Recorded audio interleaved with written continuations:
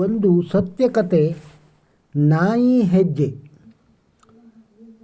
ಒಂದು ಕಾಲದಲ್ಲಿ ಒಬ್ಬ ರೈತನ ಹತ್ತಿರ 2 ಎತ್ತು ಹಾಗೂ 1 ನಾಯಿ ಇತ್ತು. ಒಂದು ಬಾರಿ ಆತ ಬೇರೆ ಊರಿಗೆ ಹೋಗಬೇಕಾಗಿತ್ತು.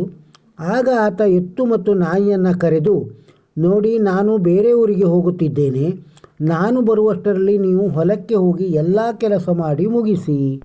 ಯಾರು ಕೆಲಸ ಮಾಡುತ್ತೀರೋ ಅವರನ್ನು ನಾನು ಮನೆಯಲ್ಲಿ ಇಟ್ಟುಕೊಳ್ಳುತ್ತೇನೆ ಅಂತ ಹೇಳಿ ಊರಿಗೆ ಹೋಗುತ್ತಾನೆ. ಎತ್ತುಗಳು ಹೊಲಕ್ಕೆ ಹೋಗಿ ಕಷ್ಟಪಟ್ಟು ದುಡಿಯಲಾರಂಭಿಸುತ್ತದೆ. ನಾಯಿ ಕೂಡ ಹೊಲಕ್ಕೆ ಹೋಗುತ್ತದೆ. ಆದರೆ ಕೆಲಸ ಮಾಡದೆ ಅಲ್ಲಿಯೇ ಇದ್ದ ಗಿಡದ ಕೆಳಗೆ ಮಲಗಿ ನಿದ್ದೆ ಮಾಡುತ್ತದೆ. ಸಾಯಂಕಾಲ ಎಲ್ಲ ಕೆಲಸ ಮುಗಿಸಿದ ಎತ್ತುಗಳು ಯಜಮಾನನ ಮುಂದೆ ತಾನು ಮಾಡಿದ ಕೆಲಸದ ಬಗ್ಗೆ ವಿವರ ಕೊಡಲು ಮನೆಗೆ ಹೋಗುತ್ತವೆ. ಆಗ ಮಲಗಿದ್ದ ನಾಯಿ ಎದ್ದು ಹೊಲದ ತುಂಬ 10 ಬಾರಿ ಓಡಾಡಿ ಮನೆಗೆ ಬರುತ್ತದೆ.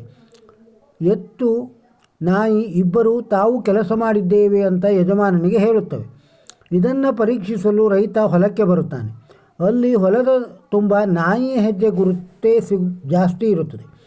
ಇದನ್ನು ನೋಡಿದ ರೈತ ನಾಯಿಯೇ ಕೆಲಸ ಮಾಡಿದೆ ಅಂತ ಅದನ್ನು ತನ್ನ ಮನೆಯಲ್ಲಿ ಇಟ್ಟುಕೊಂಡು ಎತ್ತುಗಳನ್ನು ಹೊಲದಲ್ಲಿ ಇಂದು ದುಡಿಸಿಕೊಳ್ಳುತ್ತಿದ್ದಾನೆ.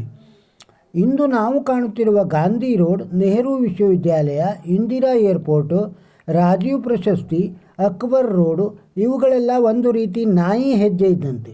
ಮಂಗಲ ಪಾಂಡೆ, ರಾಣಿ ಲಕ್ಷ್ಮೀಬಾಯಿ, ಕಿತ್ತೂರು ರಾಣಿ ಚೆನ್ನಮ್ಮ, ಸಂಗೊಳ್ಳಿ ರಾಯಣ್ಣ, ತ್ಯಾತ್ಯಾ ಟೋಪಿ, ಬಿರ್ಲಾ ಮುಂಡಾ, ಬಾಬು, ಕುವಂದರ್ ಸಿಂಗ್, ಮದನ್ ಲಾಲ್, ಧಿಂಗ್ರಾ, ಬಾಲಗಂಗಾಧರ್ ತಿಲಕ್, ಲಾಲ್ ಲಜಪತ್ ರಾಯ್, ಬಿಪಿನ್ ಚಂದ್ರಪಾಲ್, ವೀರ್ ಸಾವರ್ಕರ್, ಸಚಿಂದ್ರನಾಥ್ ಸನ್ಯಾಲ್, ಭಾಗತ್ ಜತಿನ್, ರಾಮ್ ಪ್ರಸಾದ್ ಬಿಸ್ಮಿಲ್ಲಾ, ಇಂದಿರಾ ರಾಮ್ ಬೋಸ್, ಉಧಮ್ ಸಿಂಗ್, ಭಗತ್ ಸಿಂಗ್, ಚಂದ್ರಶೇಖರ್ ಆಜಾದ್, ರಾಜಗುರು, ಸುಖದೇವ್, ಸುಭಾಷ್ ಚಂದ್ರ ಬೋಸ್ ಮತ್ತು ಅವರ ಆಜಾದ್ ಹಿಂದೂ ಫೌಜನ್ 25,000 ಸೈನಿಕರ ಬಲಿದಾನವನ್ನು ಎತ್ತುಗಳ ಕೆಲಸದಂತೆ ನಾವು ಮರೆತು ಹೋಗಿದ್ದೇವೆ.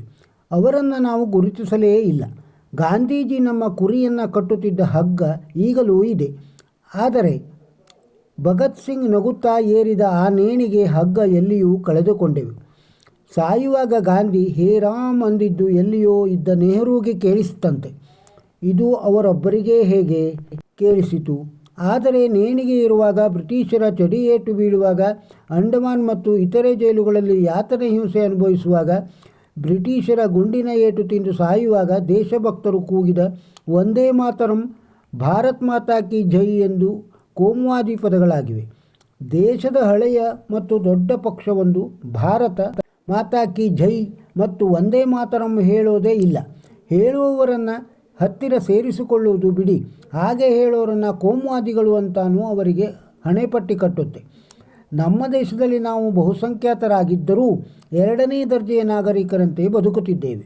ನಮ್ಮ ದೇವಾಲಯಗಳು ಸರ್ಕಾರ ಅಧೀನದಲ್ಲಿವೆ. ದೇವಸ್ಥಾನಕ್ಕೆ ನಾವು ಕೊಡುವ ಹಣ ಮಸೀದಿ ಚರ್ಚ್ಗಳ ಜೀರ್ಣೋದ್ಧಾರಕ್ಕೂ ಹೋಗುತ್ತದೆ. ಆದರೆ ಆ ಮಸೀದಿ ಚರ್ಚ್ಗಳನ್ನು ಸರ್ಕಾರ ಮುಟ್ಟುವಂತಿಲ್ಲ. ಈ ದೇಶದಲ್ಲಿ ಇಸ್ಲಾಂ, ಕ್ರಿಶ್ಚಿಯನ್ ಧರ್ಮ ಬೋಧಿಸಬಹುದು, ಆದರೆ ಸನಾತನ ಹಿಂದೂ ಧರ್ಮವನ್ನು ಬೋಧಿಸುವಂತಿಲ್ಲ. ನಮ್ಮ ಹಬ್ಬಗಳಂದು ದೇವರ ಮೂರ್ತಿಯ ಸ್ಟೇಜ್ ಎಷ್ಟಿರಬೇಕು, ಅಭಿಷೇಕಕ್ಕೆ ಎಷ್ಟು ಹಾಲು ಉಪಯೋಗಿಸಬೇಕು, ಪಟಾಕಿ ಹಚ್ಚಬೇಕೇ ಬೇಡವೇ ಅಂತ ಸರಕಾರ, ಕೋರ್ಟ್ಗಳು ಹೇಳುತ್ತವೆ. ಅದೇ ಸರಕಾರ, ಕೋರ್ಟ್ಗಳು ಬಕ್ರೀದ್ದಂದು ಬಲಿ ಕೊಡುವ ಲಕ್ಷಾಂತರ ಪ್ರಾಣಿಗಳ ಬಗ್ಗೆ ಚಕಾರವೆತ್ತುವುದಿಲ್ಲ. ಅಲ್ಲಾನೇ ದೇವರು, ಅವನನ್ನು ಬಿಟ್ಟು ಯಾರೂ ಇಲ್ಲ ಅಂತ ಮುಸ್ಲಿಮರು ದಿನಕ್ಕೆ 5 ಬಾರಿ ಆದರೂ ಲೌಡ್ ಸ್ಪೀಕರ್ನಲ್ಲಿ ನಮ್ಮನ್ನು ಅಣುಕಿಸಬಹುದು. ಆದರೆ ನಾವು ಜೈ ಶ್ರೀರಾಮ್ ಅಂದರೆ ಕೋಮುವಾದವಾಗಿ ಬಿಡುತ್ತದೆ. ನಾವಿನ್ನು ನಿಜವಾಗಿ ಸಾಂಸ್ಕೃತಿಕವಾಗಿ, ಧಾರ್ಮಿಕವಾಗಿ ಸ್ವಾತಂತ್ರ್ಯ ಪಡೆದೇ ಇಲ್ಲ. ಕಾರಣ ನಾವು ಇನ್ನು ನಾಯಿ ಹೆಜ್ಜೆ ನಂಬಿದ್ದೇವೆ. ಈ ವಿಡಿಯೋದಲ್ಲಿರುವ ವಿಷಯ ನಿಮಗೆ ಲೈಕ್ ಎನಿಸಿದರೆ ಒಂದು ಲೈಕ್ ಕೊಡಿ. ನಮ್ಮ ಚಾನಲ್ಗೆ ಸಬ್ಸ್ಕ್ರೈಬ್ ಆಗದೇ ಇದ್ದರೆ ಸಬ್ಸ್ಕ್ರೈಬ್ ಆಗಿ. ಈ ವಿಡಿಯೋವನ್ನು ಇತರರಿಗೂ ಶೇರ್ ಮಾಡಿ. ನಮಸ್ಕಾರ.